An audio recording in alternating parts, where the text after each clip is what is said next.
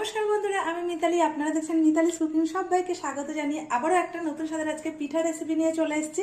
আজকে করব চুষি পিঠা। চুষি পিঠা কিন্তু খেতে অসাধারণ লাগে।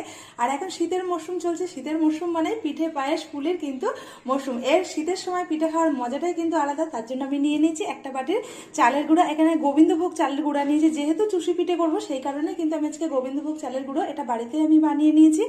এটা দিয়ে কিন্তু চুষিটা করলে বা পুলি পিঠে করলে খেতে অসাধারণ লাগে। আর গোবিন্দভোগ চালের যে ফ্লেভারটা অসাধারণ কিন্তু। এবার চলুন, আমি কড়াইটা বসিয়ে দিয়েছি গ্যাসে আগেই। গ্যাসটা অন করে কড়াইটা আগেই বসিয়ে রেখেছিলাম। এবার দিয়ে দেবো তার মধ্যে এক বাটি গরম জল। জলটাকে খুব ভালো করে ফুটিয়ে নেব।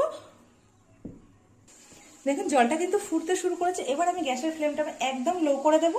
এবার দিয়ে এই যে চালের গুঁড়িটা নিয়েছি, গোবিন্দভোগ চালের গুঁড়িটা, সেই গুঁড়িটা কিন্তু অল্প অল্প করে দেবো আর নাড়তে থাকবো। একবারে কিন্তু বেশি চালের গুঁড়িটা মানে সবটা দিলে কিন্তু গোল্লা গোল্লা পাকিয়ে যেতে পারে। সেই কারণেই কিন্তু মানে দলা পাকিয়ে যেতে পারে।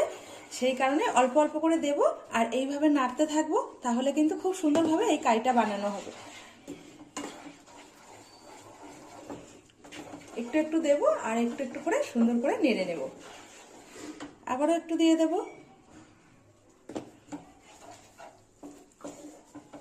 কাইটা বানানো কিন্তু খুবই সিম্পল। আরো একটু দিয়ে দেবো চালের গুঁড়ি দিয়ে এইভাবে নাড়াচাড়া করে গ্যাসের ফ্লেমটা কিন্তু একদম লোতেই আছে। গ্যাসের ফ্লেম কিন্তু আমি বন্ধ করিনি, লোতে রেখেই কাজটা করছি। এইভাবে একটু নাড়াচাড়া দিতে হবে আর কাইটা বানিয়ে নিতে হবে। কাইটা যত ভালো হবে চুষিগুলো তত ভালো হবে। একটা চুষিও ভাঙবে না। জলটা ফুটিয়ে নিলে একটা চুষিও ভেঙে যাবে না। আরও একটু চালের গুঁড়ি লাগবে। দিয়ে এবার কিন্তু আমাদের একদম হয়ে গেছে কাইটা বানানো। এবার আমি গ্যাসের ফ্লেমটাকে অফ করে দেব। দিয়ে এভাবে একটু নাড়াচাড়া দিয়ে নেব যাতে কড়াইয়ের সঙ্গে না আটকে যায়।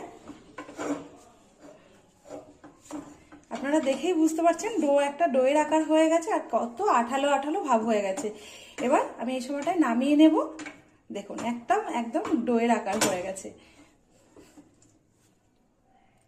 কড়াইটা কিন্তু নিচে নামিয়ে নিয়েছি। আর এই কাজটা কিন্তু এই মানে গরম গরম থাকতেই করতে হবে। একটু ভালো করে ঠেসে নিতে হবে। যেভাবে আমরা আটা মাখি সেইভাবে কিন্তু এটা গরমভাবে সুন্দর করে গরম থাকতে থাকতে এইভাবে ঠেসে নিতে হবে। যত ভালো ঠাসা হবে তত সুন্দর কিন্তু পিঠেগুলো হবে।